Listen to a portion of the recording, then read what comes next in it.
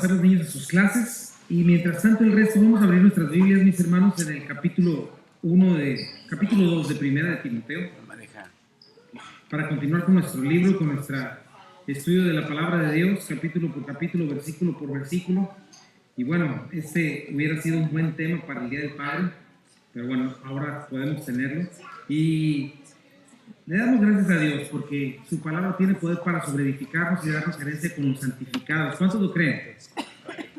Esta iglesia, como saben, escrita no a una iglesia en particular, sino a un joven llamado Timoteo, uno que honra a Dios, así se llama su nombre, oriundo de Listra, ¿verdad? Sus padres, Eunice y Loida, judías devotas que luego se convirtieron en el cristianismo, pero le enseñaron bien a Timoteo.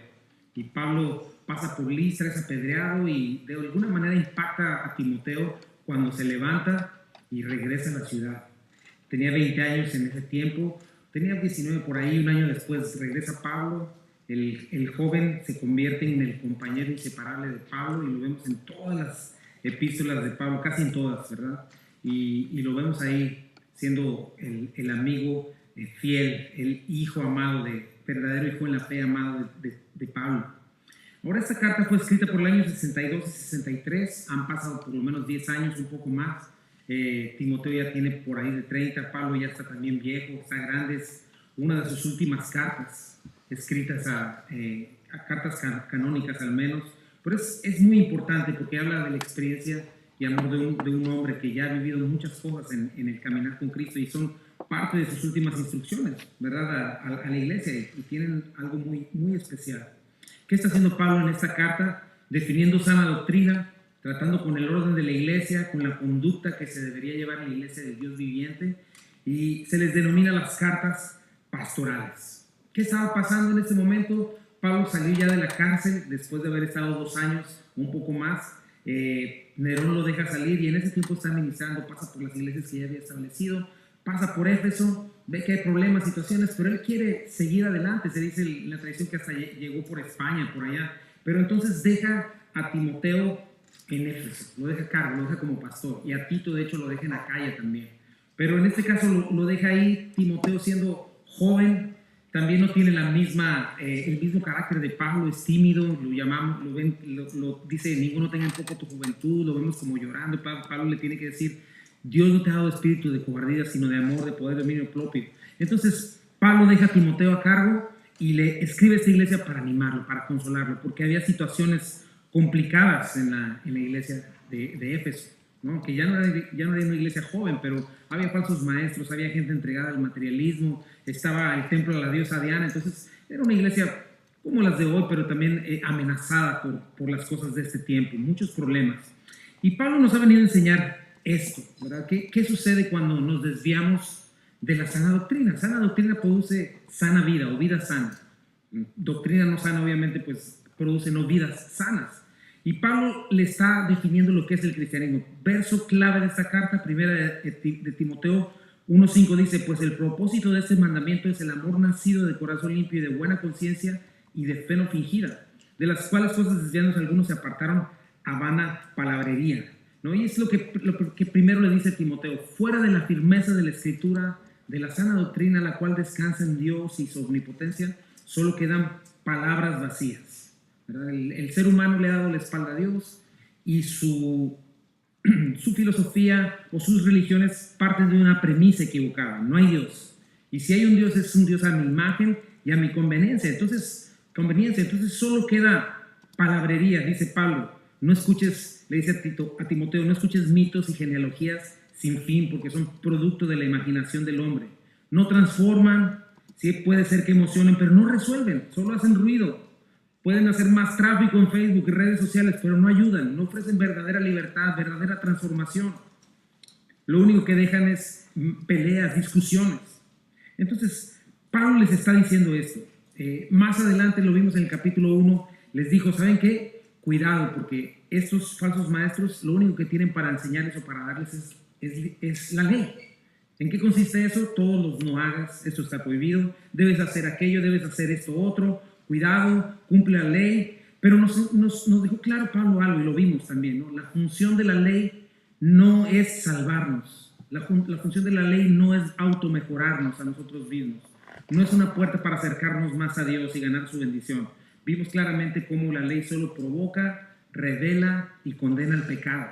O sea, que nos deja sin salida para que una vez derrotados ya nos lleve a los pies de Cristo y pongamos nuestra plena confianza en Él. Y entonces por fe y por su gracia caminemos en nuestro cristianismo.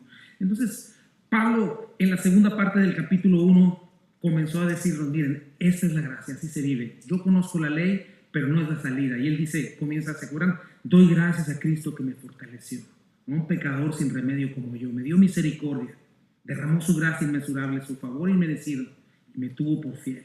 Y entonces nos enseñó Pablo cómo, a diferencia del que vive por la ley, el que vive la gracia sabe que es Dios el que toma la iniciativa. Que un creyente que haya entendido la gracia es un creyente que vive en libertad, en gozo, y puede vivir victorias en su vida, puede verse transformado a la imagen de Cristo mientras va perseverando en la palabra, mientras va siendo lleno del Espíritu Santo. Sus apetitos cambian, su manera de vivir cambia, pero siempre es una respuesta, y es lo que Pablo está diciendo, ¿no? La ley no nos mejora, al contrario. Ahora, ¿por qué este énfasis? Porque el día de hoy vamos a comenzar a ver instrucciones muy prácticas, y tenemos que cuidar esta línea entre la ley y la gracia. Pablo va a estar hablando más adelante de los requisitos o las características de un obispo, de un diácono, cómo debemos comportarnos en la iglesia. Entonces es muy importante no cruzar esta línea de la ley y la gracia. Y Pablo nos va a enseñar cómo luce la gracia en acción en una iglesia, cómo se ve una iglesia militando en una fe genuina y no en la carne, en el poder del Espíritu Santo. Porque nos da este segundo versículo clave. En 1 Timoteo 3:15 dice, para que si tardo, sepas cómo debes conducirte en la iglesia de Dios, que es la iglesia del Dios viviente, columna y baluarte de la verdad. Ese es el segundo verso clave, yo creo, que de esta carta. Pablo le dice, ¿sabes qué? Somos la columna de la verdad. ¿Qué significa eso? Que nosotros somos el display, ¿verdad? Nuestra conducta, nuestras buenas obras, las cuales Dios preparó de antemano para que anduviésemos en ellas, son las que glorifican al Padre que está en los cielos. Entonces, de esa manera la iglesia es la columna de la verdad, y la verdad no es vituperada cuando la iglesia anda en la verdad. Número 2 dice, somos el baluarte, o sea, somos encargados de hacer brillar la verdad. ¿Cómo? Con sana doctrina, levantando la palabra de Dios muy por alto, exhibiéndola en todo su esplendor. Entonces, para estas cosas Dios necesita hacer una obra de gracia en nosotros. Y así como vamos a estar viendo hoy, es como luce esta obra divina, ¿verdad? Como una persona llena del Espíritu Santo va a ser conducida a este propósito y lo va a cumplir. Ahora, para ir para allá, estoy diciendo todo esto porque vamos a entrar, hoy solo vamos a ver un versículo, pero vamos a entrar a versículos que han sido de mucha controversia, incluso en la iglesia cristiana. Pero quiero que quede muy claro de qué estamos hablando y hacia dónde va Pablo. En Mateo 28, 18 al 20 tenemos nuestra tarea principal como iglesia, porque lo que sigue a continuación precisamente así es como tenemos que dar a conocer a Cristo. Dice, Jesús se acercó y les habló diciendo, toda potestad me es dada en el cielo y en la tierra, por tanto, id y haced discípulos a todas las naciones, bautizándolas en el nombre del Padre, y del Hijo y del Espíritu Santo, enseñándoles que guarden todas las cosas que les he mandado, y he aquí que yo estoy con vosotros todos los días hasta el fin del mundo. Entonces, ¿cómo definiríamos en una frase nuestra tarea? Conocer a Cristo en comunión íntima y personal, y número 2, predicar el Evangelio para que otros vengan a los pies de Cristo, y una vez en la iglesia, enseñarles para que tengan esta comunión íntima y personal. Y entonces ellos vuelvan a hacer lo mismo. ¿Te acuerdas la visión de Calvary Chapel? Ganamos, discipulamos y enviamos. Y lo que vamos a ver a continuación tiene que ver con eso. Esa es la manera en la que un hombre o una mujer de Dios pueden hacer la obra, aparte de predicar el Evangelio verbalmente. Bueno, la semana pasada vimos que la sana doctrina, ¿se acuerdan cómo comienza? Pablo nos dice, exhorto ante todo a que oren, rogativas, peticiones, todo esto. Entonces, primeramente Pablo comienza con eso. Una iglesia con sana doctrina es una iglesia que ora. Necesitamos poder de lo alto, necesitamos guía del Espíritu Santo, necesitamos ser eficaces para poder edificar el reino de los cielos como el cuerpo de Cristo. Entonces, necesitamos orar. Pablo nos dice por qué. Bueno, necesitamos orar para tener un corazón por los no creyentes, por los incrédulos, por la salvación de la humanidad. Nos dice, oren por los gobernantes, oren por los que están en posiciones de influencia. ¿Por qué? Porque es lo que nuestro Dios anhela. Sencillamente es lo que nuestro Salvador anhela en su corazón, y nosotros estamos para cumplir la voluntad de Dios. Primera de Timoteo 2, 3 al 7, ¿se acuerdan? Vamos a leerlo juntos. creo que lo puse en pantalla, pero dice, porque esto es bueno y agradable delante de Dios nuestro Salvador, el cual quiere que todos los hombres sean salvos y vengan al conocimiento de la verdad.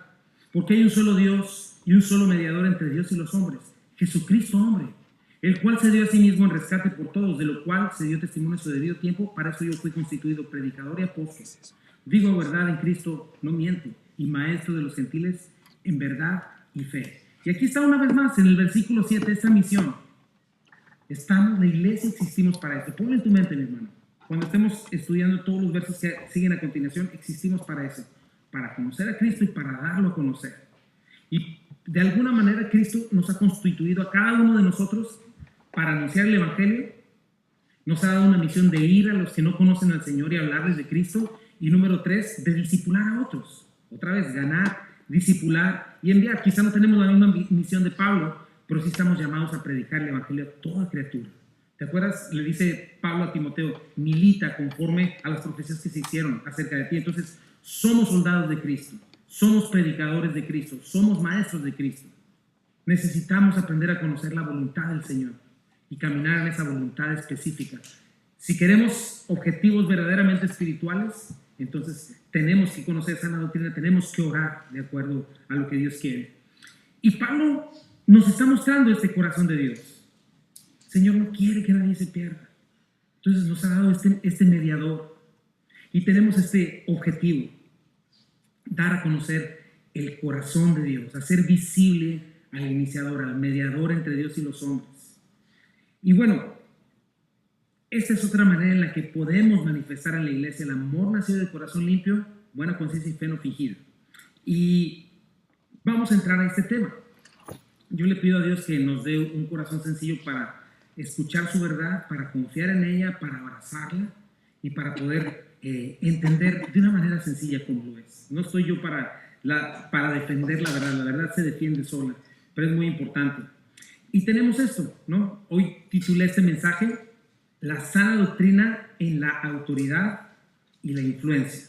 La sana doctrina en la autoridad y la influencia. Los que han estado con nosotros en los cursos de matrimonio saben más o menos de qué hablamos, pero de esto van a estar hablando los siguientes versículos. ¿Cuál es nuestra función? Ya lo dije, hacer visible a Cristo en el mundo, sea en la iglesia como creyentes o en nuestros matrimonios. Tenemos que recordar algo. Tenemos un creador de todas las cosas, tenemos un Salvador, y ese creador es el que nos diseñó, es el que nos da propósito para vivir, es el dueño de nuestras prioridades. Él fue quien nos dio las funciones que tenemos y es el único que sabe bien cómo se debe vivir, ¿verdad? Su manual es la palabra de Dios. Y cuando nos salimos de su voluntad, de su diseño, es cuando perdemos propósito para vivir. Es cuando perdemos lo que tanto pretendemos tener, ¿no? Felicidad, paz, esperanza, lo perdemos porque sencillamente no estamos caminando en el propósito para el cual fuimos creados. Y eso es lo que estamos viendo, el diseño de Dios. Por ejemplo, imagínate una televisión de 60 pulgadas. Tú puedes decir, sabes que esta está muy bonita, pero la voy a usar como un escalón, ¿ok? Sí, la puedes usar como un escalón, puede ser que funcione, a lo mejor se rompe, ¿no? Puedes usarla como un paraguas para la lluvia, ¿no? Va a ser muy pesado, pero si está lloviendo voy a agarrar mi televisión de 60 pulgadas y me la llevo como un paraguas. O incluso la puedes usar como un arma para estrellarse a alguien en la cabeza. Pero ¿sabes qué? Este no es ninguno de los propósitos para el que fue hecho, este no es su diseño. Entonces van a pasar dos cosas con esta televisión. No va a ser eficaz para lo que fue hecha, o número 2, va a ser un desperdicio. Entonces, de la misma manera nosotros, mis hermanos, requerimos de todo el poder de Dios y la gracia de Dios para poder vivir de acuerdo a lo que Él diseñó. Nuestra naturaleza pecaminosa no se sujeta a la voluntad de Dios, ni tampoco quiere, dicen Romanos 7, a menos que el Espíritu Santo haga una obra en nosotros y nosotros permanezcamos en Él. Y Dios ha dejado funciones importantísimas para llevar a cabo su plan. ¿Y cuál es el plan de Satanás? Distraernos de esas funciones. Poner en nosotros codicia, inconformidad por lo que estamos haciendo y codiciar lo que el otro está haciendo. Y lo mismo sucede en el diseño del matrimonio o en la manera en la que Dios diseñó la autoridad y la influencia. Entonces, es bueno y agradable delante de Dios tener esto en el corazón, esta motivación. Y entonces vamos adelante para entender qué es lo que tiene que hacer, qué es lo que quiere el Señor. Ahora, preguntas.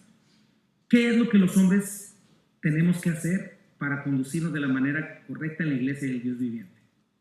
Como los varones, porque hoy vamos a tratar solo con los varones. ¿Cómo podemos con efectividad estar sosteniendo la verdad y mostrar lo que es la verdad? ¿Verdad? Y eso es lo que vamos a ver hoy. La semana que entra le toca a las mujeres. Pero si la iglesia necesita oración, ante todo orar, sabes que los hombres también necesitamos hacerlo. Y nuestro versículo de hoy es el versículo 8. Fíjate nada más. Quiero pues que los hombres oren en todo lugar, levantando manos santas, sin ira ni contienda. Y luego después viene lo pesado, ¿no? Asimismo que las mujeres se atavíen de ropa decorosa, con pudor y modestia, no con peinado ostentoso, ni oro, ni perlas, ni vestidos costosos, sino con buenas obras, como corresponde a las mujeres que profesan piedad. La mujer aprende en silencio, con toda sujeción, porque no permito a la mujer enseñar ni ejercer dominio sobre el hombre, sino estar en silencio, porque Adán fue formado primero, después Eva, y Adán no fue engañado, sino que la mujer siendo engañada incurrió en transgresión, pero se salvará engendrando hijos, si permaneciera en fe, amor y santificación con modestia. Eso lo vamos a ver con calma la semana que viene. Pero estas dos cosas equivalen, tienen un mismo peso. Hoy vamos a ver lo que el hombre tiene que hacer en la iglesia. ¿Cuál es su función principal del hombre en la iglesia y en la familia? ¿Verdad? Y mi primer punto es ese. Dios le pide al hombre algo que no hace por naturaleza, que es orar. ¿Verdad? Y mi inciso es ese. Dios le ha dado al hombre la autoridad. Por eso hablé ya del diseño. Entonces comienza Pablo en el versículo 8. Dice, quiero pues que los hombres, aquí no está usando la palabra anterior que era antropos. En este caso se está refiriendo a los hombres, a los esposos, a los maridos y a varones en general. Y dice Pablo, quiero pues que los hombres. Entonces, ¿quién debe tomar la iniciativa en cuanto a buscar al Señor en oración? En la iglesia y en casa. El hombre. Dios nos pone como responsables. Y obviamente con respecto a la familia y a la iglesia. Fuera de trabajo, o sea, hay diferentes, hay mujeres muy capaces en posiciones de ejecutivas, etc. Pero en la familia y en la iglesia, Dios ha dejado un diseño y ha puesto al hombre como cabeza, tanto en la iglesia como en la familia. Y Dios está buscando liderazgo masculino. Dios está esperando que los hombres nos levantemos. Y tenemos que recordar, es una cuestión de diseño, no es una cuestión de capacidad.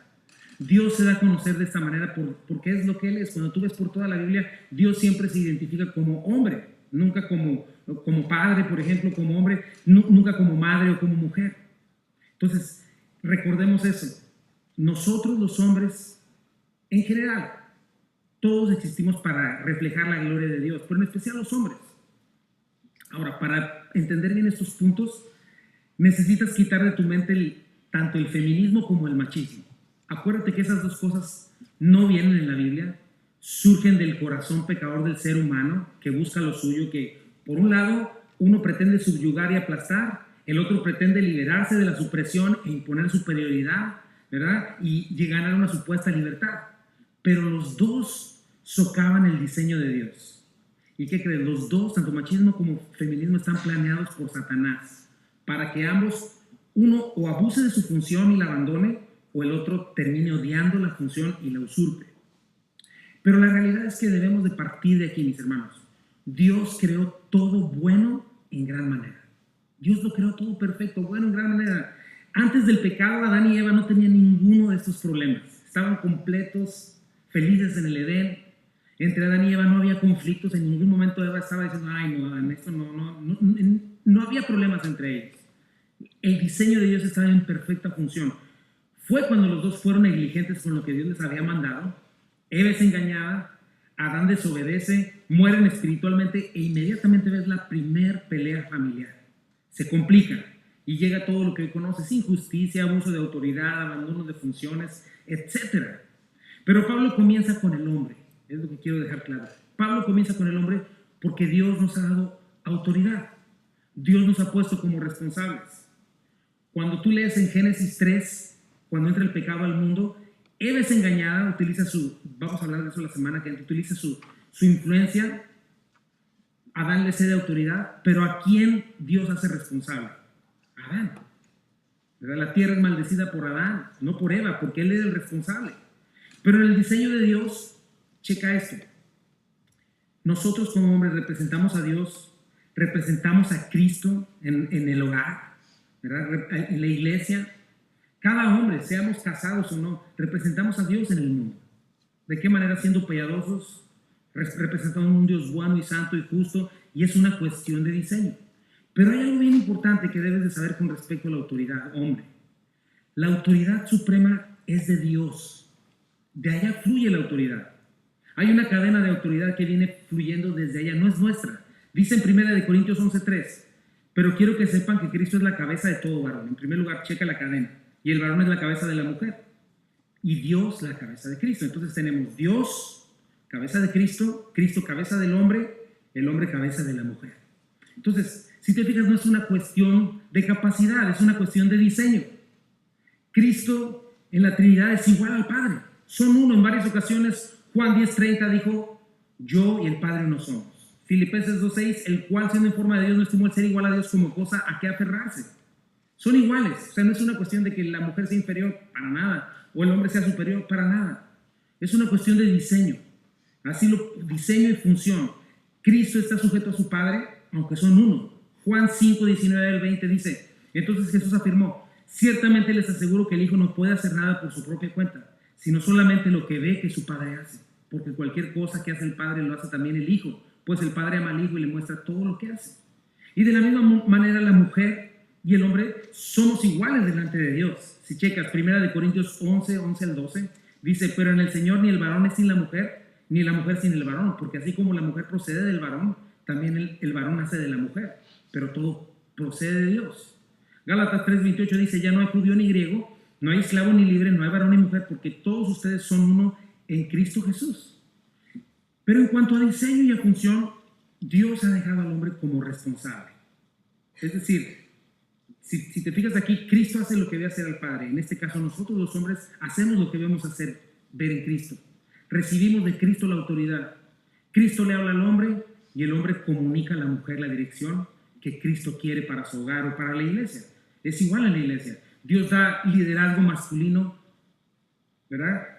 Cuida de buscar a su Señor, los hombres, para tener una iglesia sana, caminar en los propósitos de Dios y entonces poder tener la dirección de Dios.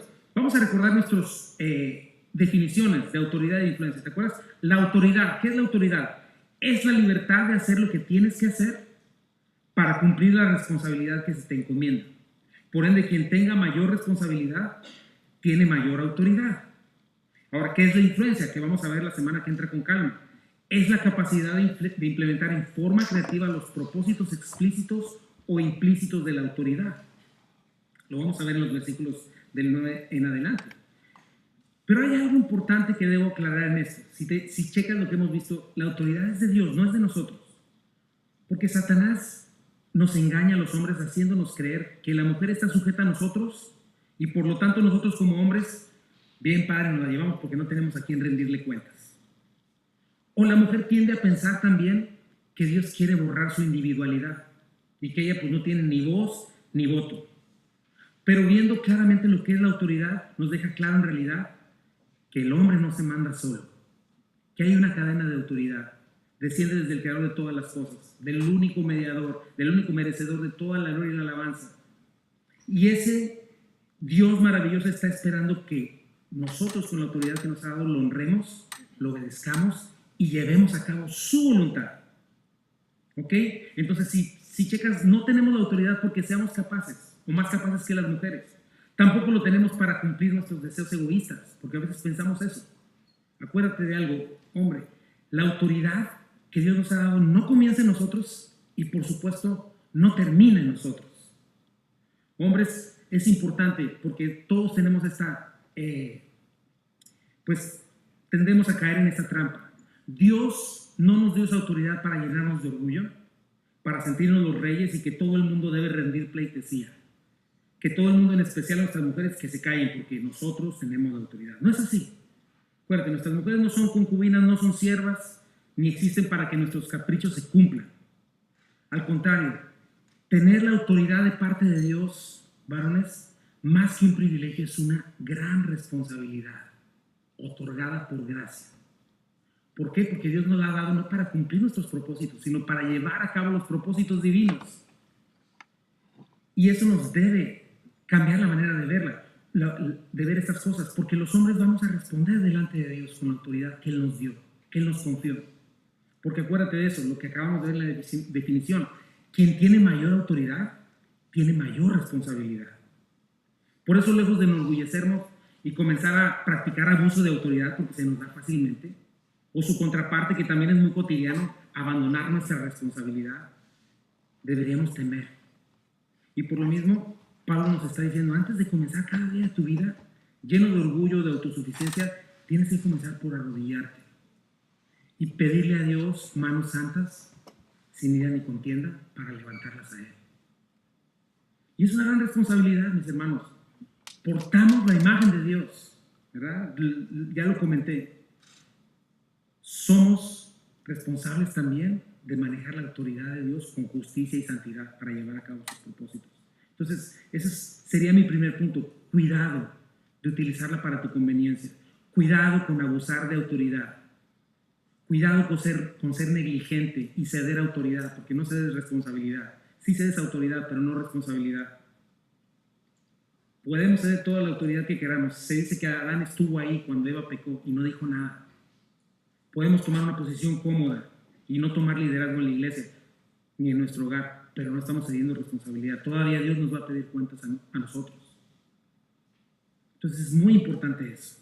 Vamos a mi inciso B. Habiendo dejado esto, ¿de dónde viene la autoridad y por qué diseño y por qué tenemos autoridad? Ya nos queda un poquito más claro. Inciso B.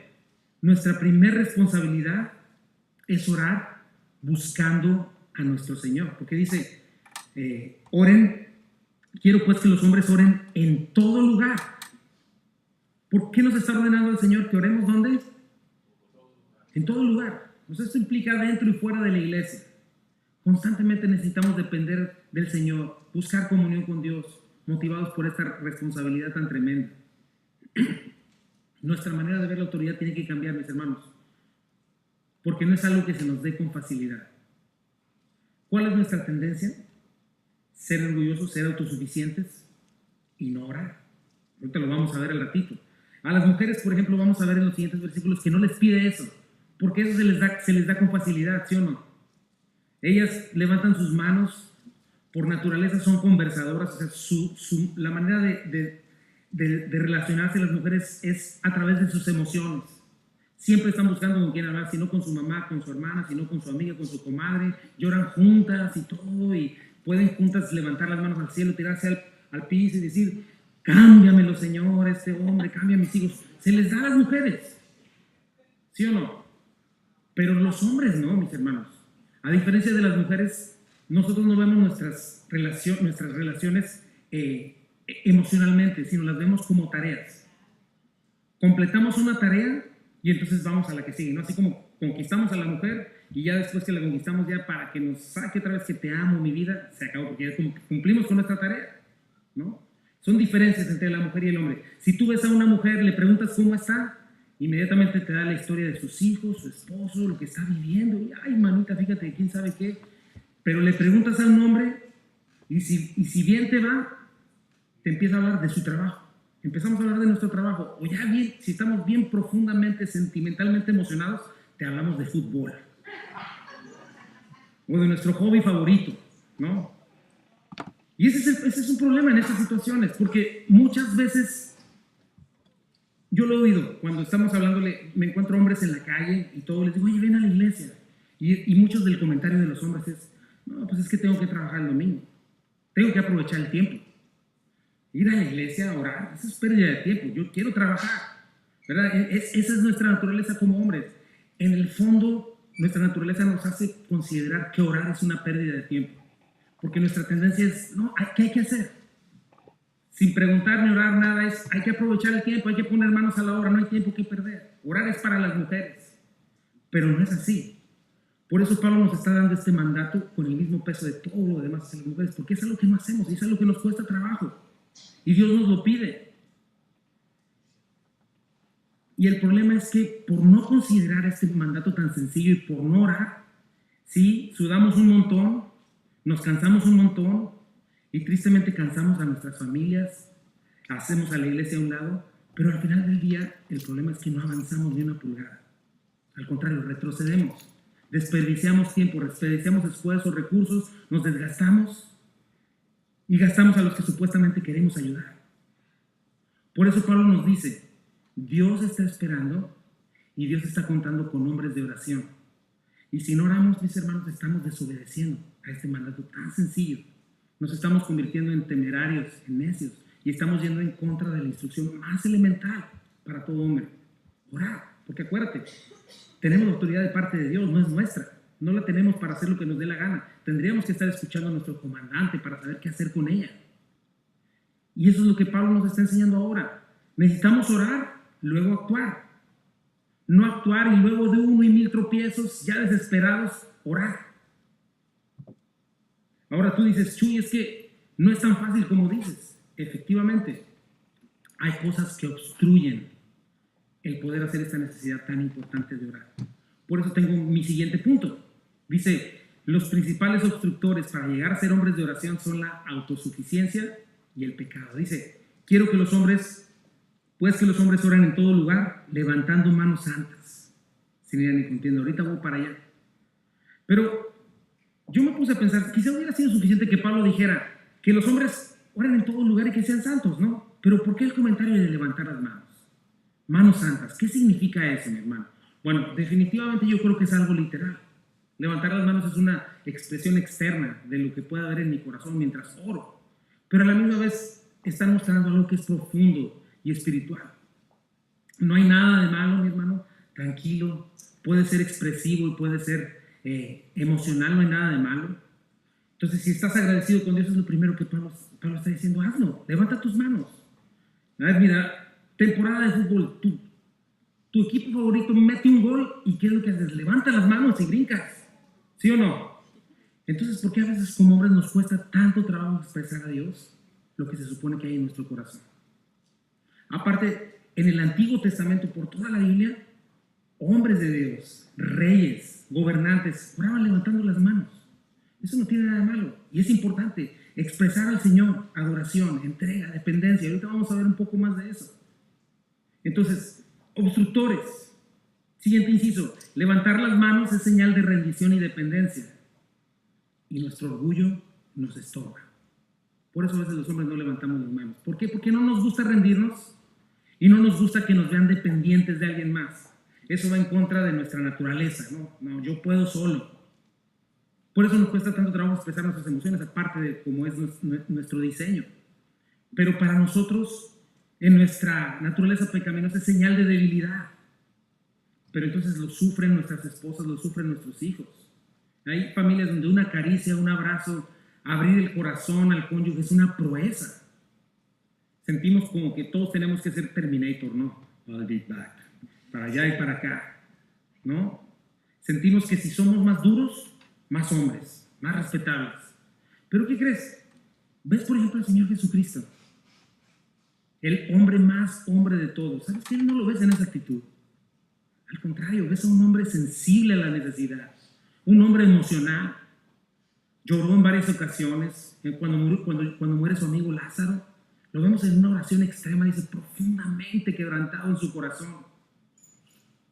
Y aparte, mira, tú puedes leer, por ejemplo, en Mateo 23, 37 al 39, un profundo dolor por el rechazo de su pueblo. Un hombre sensible, un hombre expresivo, ese era Jesucristo. Míralo, Jerusalén, Jerusalén, que matas a los profetas y apedreas a los que te son enviados. ¿Cuántas veces quise juntar a tus hijos como la gallina junta sus polluelos debajo de las alas y no quisiste?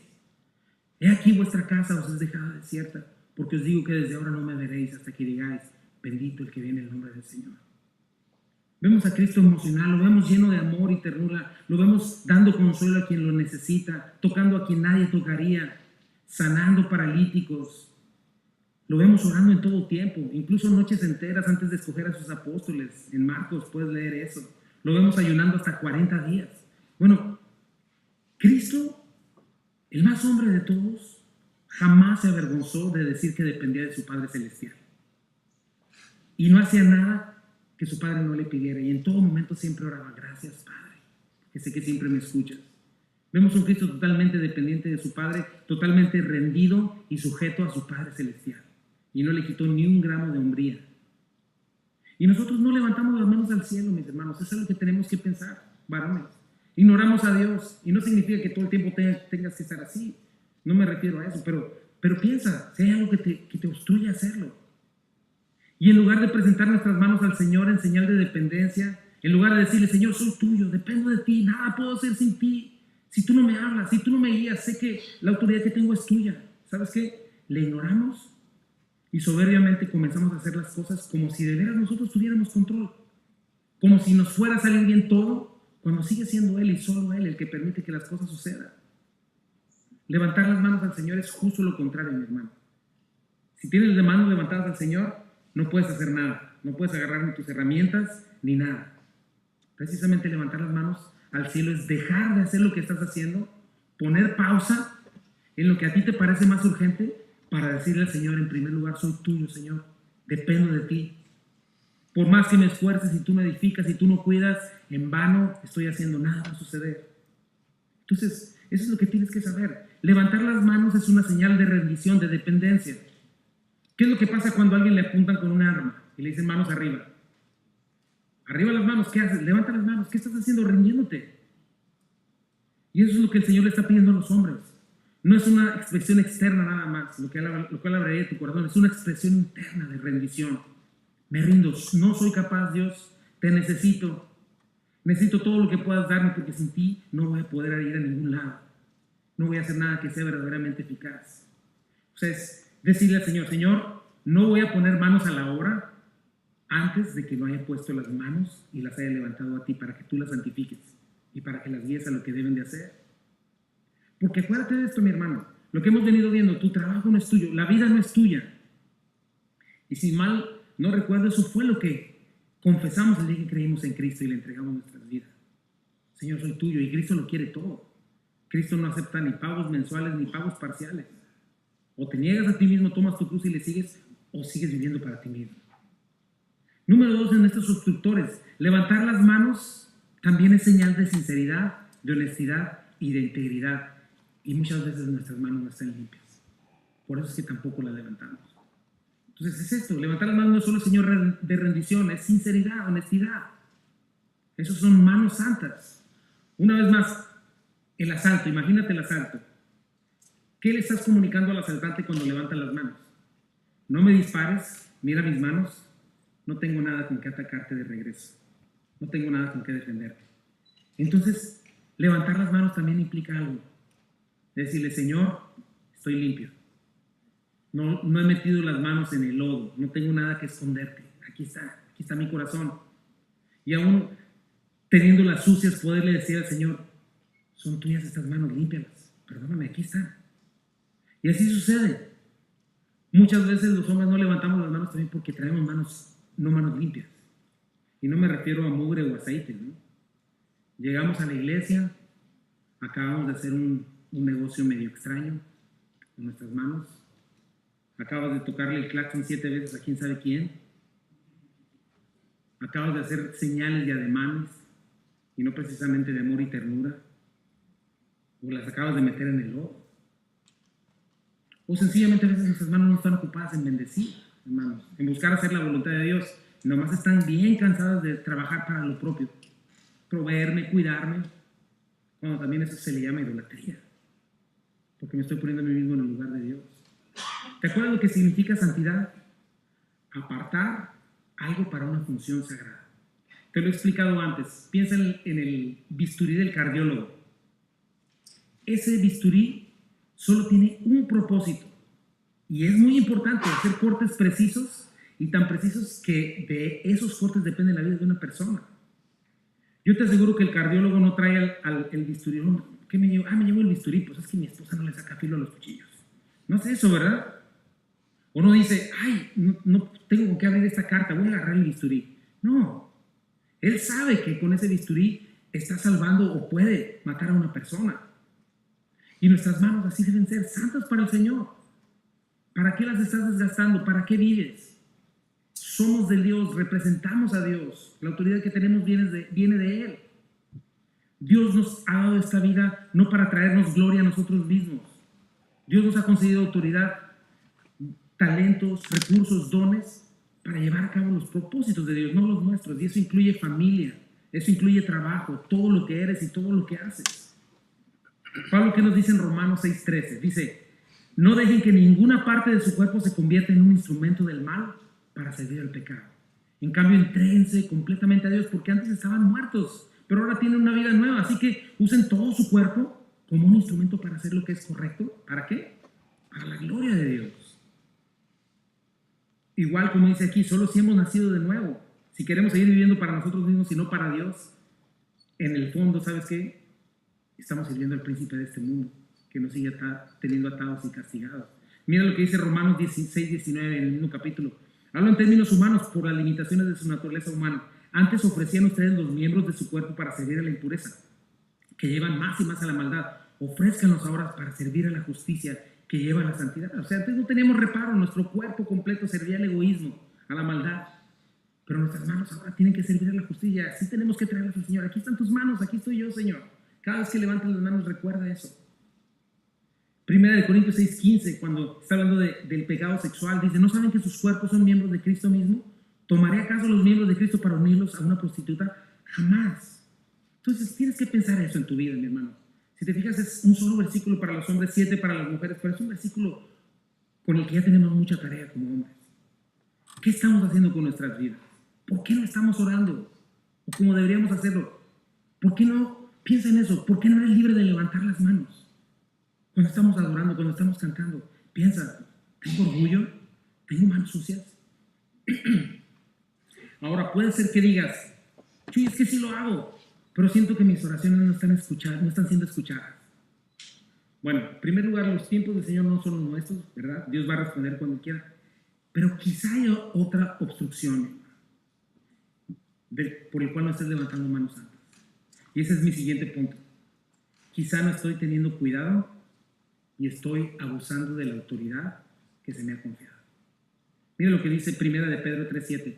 Ustedes, maridos, igualmente vivan con ellas sabiamente, con sus esposas, dando honor a la mujer como a vaso más frágil y como a coherederas de la gracia de la vida, para que vuestras oraciones no tengan estorbo.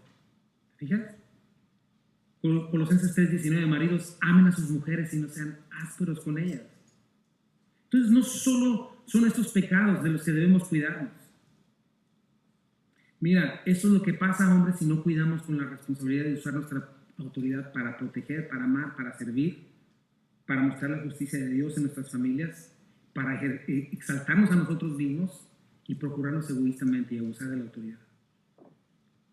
Quizá al no considerar a tu mujer como un vaso frágil, eso significa no que no tenga fuerza, sino un vaso especial, delicado, de mucho valor. Quizá no le estás dando honor, quizá no estás viviendo con sabiduría para con ella, la estás teniendo en menos, estás siendo áspero con ella. Dios te manda no ser áspero. Áspero significa amargado. Oh, quítate, muévete. Todas esas cosas. No te olvides de algo, varón. Lo que dice aquí: ella es coheredera de la gracia de la vida junto contigo. Acuérdate, el hecho de que tengas autoridad no implica que tú valgas más que ella o que la puedas maltratar. Y el hecho de que ella sea coheredera de la vida contigo implica algo: que el papá de ella, más allá de su papá terrenal, el papá de tu esposa es el creador del universo. Y él te está dando de autoridad, no para que la maltrates o la abuses, sino para cuidarla.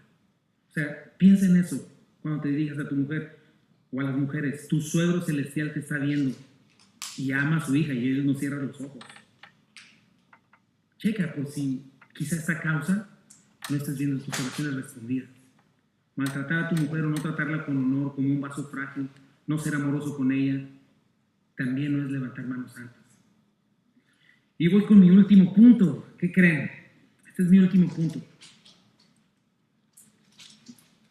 Inciso D. Para ejercer autoridad necesitamos confiar en la guía de Dios y no en nuestro enojo o discusión. ¿Qué dice el texto? Quiero pues que los hombres oren en todo lugar, levantando manos santas, sin ira ni contienda. Ya lo dijimos, por naturaleza los hombres no oramos, mis hermanos. ¿Y sabes qué? Los únicos recursos que utilizamos son estos dos. Nos queda o gritar o como decimos, la pura labia, ¿no? Y lo sabemos manejar con maestría. Y yo diría que más bien ellos son los que nos dominan, porque no buscamos al Señor, y hacemos nuestra voluntad, nuestros planes se van por la coladera, y entonces en lugar de humillarnos y pedir perdón, comenzamos a enojarnos o a armar contienda, cualquiera de las dos, ¿no? Por ejemplo, en general las mujeres son mejores con su boca que nosotros los hombres, bueno, menos en mi caso, nos dejan callados en 2 frases, ¿no? ¿Qué es lo único que nos queda? Comenzar a gritar, ¿no? Y hacer la de Wolverine, ¡ah! ¿No? Eso estábamos viendo la última vez, esa película, dice mi esposa eso, tía, tu papá se pone de Wolverine. Y por lo mismo nuestras esposas, ¿sabes qué? Se acostumbran a ya no decirnos nada, mis hermanos, porque ya nos conocen, vamos a comenzar a berrinchar o a gritar. Y al final, ellas terminan arreglando los asuntos a nuestras espaldas. Y sabes que esa dinámica familiar trae mucha amargura, trae heridas a nuestras vidas, a nuestras familias, y ha lastimado generación tras generación.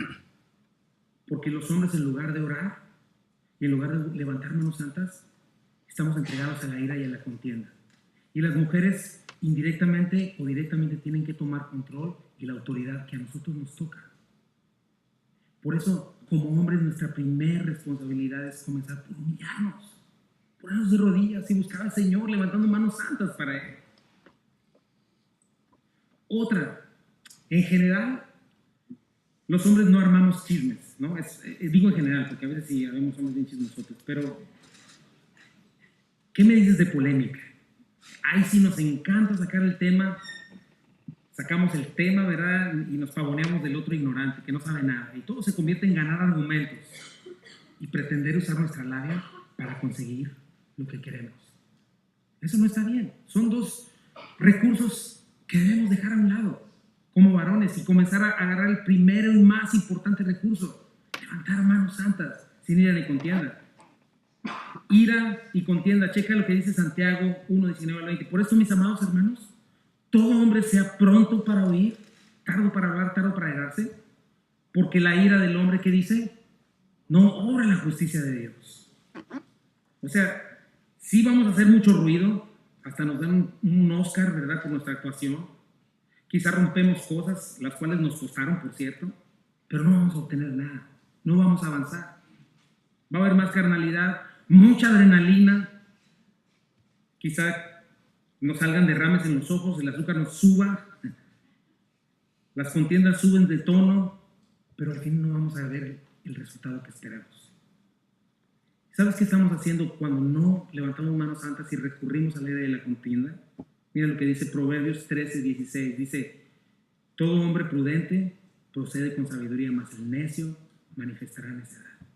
¿Y de dónde viene la sabiduría? El principio de la sabiduría es el temor de Dios. Levantando manos santas. Primero que nada, Proverbios 26:12. ¿Has visto hombre sabio en su propia opinión? Más esperanza hay del necio que de él. ¿Quién es el hombre sabio en su propia opinión? Obviamente aquel que no toma en cuenta a Dios. Obviamente aquel que es atrabancado, falto de cordura, confía en su propia prudencia, nunca levanta manos santas al Señor. Proverbios 12:16. El necio muestra enseguida su enojo, pero el prudente pasa por alto el insulto. ¿De dónde viene la prudencia, mi hermano? El fruto del Espíritu, que es dominio propio. Proverbios 16:32. Mejor es el que tarda en airarse que el fuerte, y el que se enseñorea de su espíritu que el que toma la ciudad. Y a veces sí somos muy capaces, mi hermano, pero no levantamos manos santas al Señor. Comenzamos al revés, y sí, tomamos una ciudad. Gentes en Memphis, de todo tipo, tú has visto gentes buenos para los negocios. Levantan todo un imperio, pero no son dueños de sí mismos. Esclavos de sus pasiones y deseos. Y tarde o temprano llega el colapso. Tarde o temprano todo lo que construiste, cuando no es en justicia, cuando no es en Cristo, cuando no es lo que Dios está levantando, ¿sabes qué? Se pierde. Y finalmente queda una derrota y un desperdicio. Por eso, cuando utilizamos los recursos de acuerdo a la verdad de la palabra, nos vemos bien, mis hermanos. Adquirimos esta sabiduría. Pero si no lo hacemos, entonces más bien manifestamos necedad. Somos tercos y manifestamos necedad cada vez que no levantamos manos santas, sin ira ni contienda. ¿Te acuerdas, Faraón? cuando estaban todo esto de las plagas. Recuerdo muy bien ese texto, no lo puse, pero llegan y le dicen al faraón, sus siervos, ¿que no te diste cuenta ya, faraón, que Egipto, lo que era la primer potencia de aquel mundo, ya está en ruinas? ¿Y sabes qué pasa? La terquedad de faraón lo hace endurecerse más y más. ¿Y sabes hasta cuándo termina todo con faraón? Cuando ve a su glorioso ejército, y no sé si él mismo, hundirse en medio del mar. Hasta allá lo llevó la necedad. Necesitamos, hombres, levantar manos santas sin ira ni contienda. ¿De dónde viene la prudencia? ¿De dónde obtenemos este dominio propio? Esa es nuestra primera y más alta prioridad, nuestro primer recurso. Varones de Dios, varones de Calvary, es nuestra primera responsabilidad, levantar manos santas. Debemos dejar de confiar en ira y en contienda, rendirnos a nuestro Señor. Necesitamos aprender de hombres de Dios. Y los tenemos en la palabra. No dudo que hay muchos también fuera, pero los que tenemos más cerca es el testimonio de la Biblia. Por ejemplo, Pablo, David, nuestro mismo Señor Jesucristo, y hablamos de ellos. Piensa en David, mi hermano. Te aseguro que David tenía todo menos ser un fresita, ¿eh? David era un hombre de guerra, era un rey. David era el personaje político más importante de su tiempo y de su nación. ¿Sabes cuál era su actitud? Chécalo, muchos salmos hay, pero vamos a leer Salmos 119, 81, 83. Aunque no sabes si él escribió esto, pero habla mucho acerca de él. Dice, desfallece mi alma por tu salvación, haz espero en tu palabra. Desfallecieron mis ojos por tu palabra, diciendo, ¿cuándo me consolarás? Porque estoy como de logre el humo, pero no he olvidado tus estatutos. En otras palabras, Señor, si no haces algo me muero, no existo, no soy nadie, no soy nada en este mundo. ¿Sabes qué? David sabía levantar manos antes de su Señor. Era un hombre dependiente de Dios, que no le daba pena, que lo buscaba, que lo anhelaba con integridad, porque sabía que no era algo ligero levantar manos sucias delante de Dios. O también te las puedes levantar con guantes, ¿verdad? O sea, hipocresía, encubriendo suciedad. Pero él también aprendió muy bien que no debes hacer eso tampoco. En Betsabé, ¿te acuerdas cuando el asunto con Betsabé? Míralo en el Salmo 66, por ejemplo, también. Dice, Salmo 66, 18, si en mi corazón hubiese yo mirado la iniquidad, el Señor no me habría escuchado. Entonces, hombres, tenemos que hacer un inventario. ¿Cómo están nuestras vidas? Tenemos que ser honestos. Si hasta ahora no hemos visto cambios, esto que sigues dando vueltas en el mismo lugar, acuérdate de algo, la bendición viene de Dios, el avance viene de Dios en todas las áreas de tu vida. No separes tu trabajo de la iglesia. Sigue siendo cristiano cuando sales de aquí. Cuida tu corazón, cuida tus manos. El Salmo 24 lo puedes hacer una oración para ti. Mira, dice, ¿quién subirá al monte de Jehová? ¿Y quién estará en su lugar santo? El limpio de manos y puro de corazón. Acuérdate, tus manos incluyen todo lo que haces, capacidades, cómo bendices, y puro de corazón, motivos. El que no ha elevado su alma a cosas vanas, ni jurado con engaño, él recibirá bendición de Jehová y justicia del Dios de salvación. Tal es la generación de los que le buscan, de los que buscan tu rostro, oh Dios de Jacob. Entonces, piensa en eso, mi hermano, para ir terminando. ¿A qué generación perteneces? ¿A los que lo ignoran o a los que lo buscan? Yo le pido a Dios que de aquí en adelante, en Calvary, los hombres, los varones, seamos los primeros en levantar manos santas sin ira de contienda, sin ira ni contienda. Este versículo es para nosotros, mis hermanos, hombres, varones, y nos surge ponerlo por obra, nos surge creerlo. Nuestra responsabilidad como hombres es muy grande, necesitamos poner atención. Acuérdate, antes de poner manos a la obra, levanta manos santas. Es importante y muy sencillo, pero a la misma vez es difícil. Conducirnos de la manera correcta en la iglesia, manifestar sana doctrina, manifestar fe genuina significa ser hombres de oración, dependientes de Dios. Poner a Dios en primer lugar antes que cualquier cosa. Alguien que se consagrarnos al Señor, consagrar nuestros miembros, nuestros recursos para el servicio y la gloria del Señor. Eso es amor nacido de corazón limpio, una buena conciencia y una fe no fingida. Ahí va a llegar el que esté buscando eso, el que tenga esto. Y Pablo va a continuar. Así mismo las mujeres, si te fijas, así mismo las mujeres, o sea, con el mismo peso. Lo que sigue para las mujeres, porque lo vamos a ver la semana que viene, para nosotros pesa este solo versículo. Pablo va a hablar de su vestimenta y de muchas otras cosas que tienen que ver con la influencia. Pero así como para nosotros es imposible vivir ese versículo 8, sin la gracia de Dios, para ustedes también es imposible, sin la gracia de Dios, vivir los siguientes versículos. Porque a lo mejor hubieras dicho, ¿por qué no les pide que no usen sus playeras de su equipo favorito, verdad? Algo así, ¿no? Porque ese no es nuestro mayor problema, mujeres. Lo que acabamos de ver es nuestro mayor problema, nuestra autosuficiencia, nuestro orgullo. Y es lo que tenemos que ver.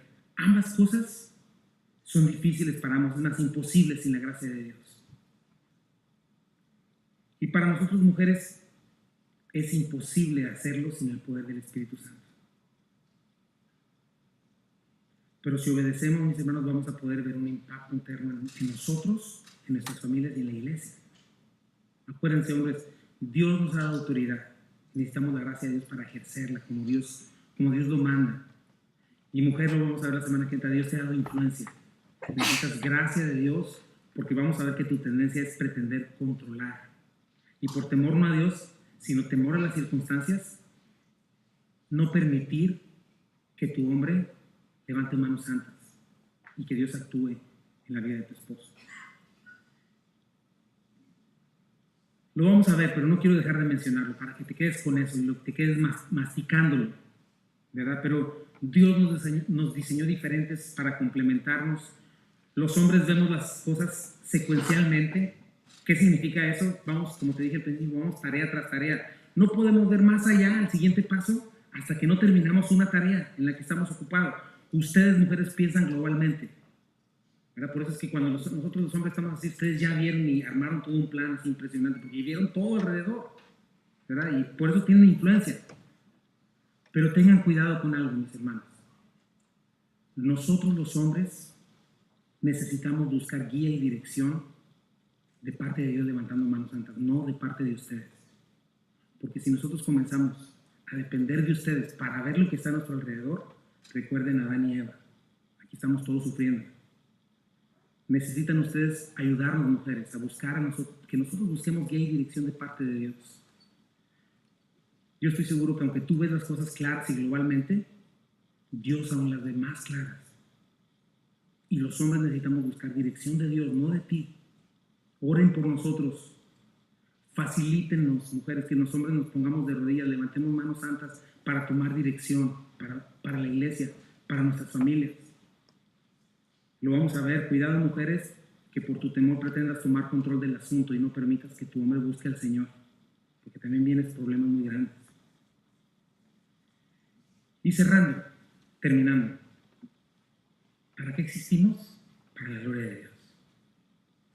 Existimos para conocer a Dios y darlo a conocer. Y hasta aquí comienza el diseño en el que un hombre puede dar a conocer a Dios y ser columna y baluarte de la verdad. Somos suyos, vivimos para cumplir los propósitos eternos, celestiales, y entonces vamos a estar satisfechos, plenos, porque para eso fuimos hechos. Y esa es la manera de Dios. Y quiero cerrar con un texto más para que oremos. Pongamos en pausa esto para la siguiente semana y que nuestros hermanos nos digan un par de cantitos más. Pero dice Proverbios 3:1-8. Ponte de pie, mi hermano. Vamos a leerlo juntos y vamos a poner en oración esto que acabamos de ver, parte de los hombres. Hijo mío, no te olvides de mi ley. O sea, levanta manos santas. Y tu corazón guarda mis mandamientos. Levanta manos santas. Porque largura de días y años de vida y paz te aumentarán. Nunca se aparten de ti la misericordia y la verdad. Hágalas a tu cuello, escríbelas en la tabla de tu corazón y hallarás gracia y buena opinión ante los ojos de Dios y de los hombres. Fíate de Jehová de todo tu corazón. No te apoyes en tu propia prudencia. Reconócelo en todos tus caminos y Él enderezará tus veredas. No seas sabio en tu propia opinión. Teme a Jehová. Apártate del mal, porque será medicina a tu cuerpo y refrigerio para tus deseos, para tus huesos. Señor, en esta tarde te pedimos medicina para nuestras familias. para nuestras iglesias, nuestras comunidades, nuestros matrimonios, Señor. Te pedimos refrigerio, Señor. Viento refrescante que traiga paz y verdadero gozo en todo lo que hacemos. Eso eres tú, nuestro Dios maravilloso, bueno, generoso, lleno de misericordia, que quiere nuestro bien. Señor, yo te pido por cada uno de estos varones y por mí mismo. Si tienes ahí un varón cerca, pon tu mano en su hombro. Por favor, ora por tu hermano en Cristo. Ora por nosotros. Necesitamos de la gracia de Dios, mujeres.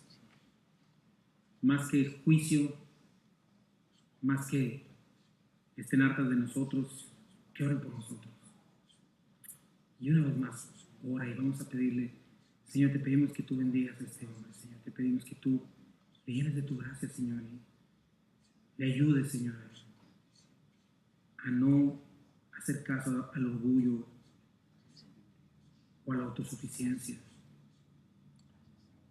Señor, si está haciendo cosas que no debe, Señor, que tú le des convicción de pecado y que pueda traer manos limpias y que tú se las limpies, Señor. Señor, te pido por este hombre, Señor, si la ira, la contienda son los recursos que utiliza para pretender avanzar, Señor. Yo te pido, Dios mío, que tú nos bendigas, Señor. Yo te pido, Señor, que nos regales varones, Señor, llenos de convicción, la convicción de orar a ti, Dios, de levantar manos santas, Señor. Yo te pido que cada uno de nosotros, varones, podamos ver, Señor, podamos ver nuestras oraciones contestadas, Señor, y podamos ver cosas muy diferentes, Señor, en nuestras vidas, Señor.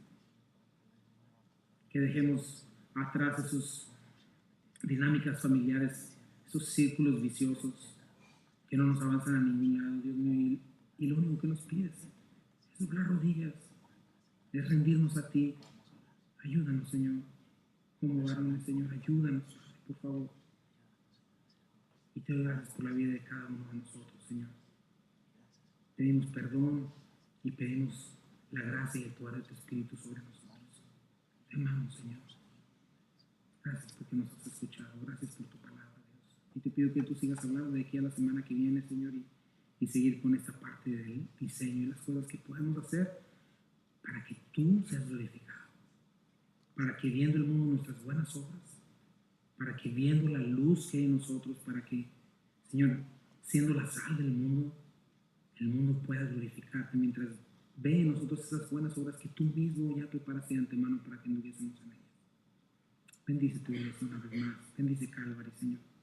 Y gracias, Señor. Gracias te doy por este hermoso día y por tu palabra, Señor. En el nombre precioso de Jesús.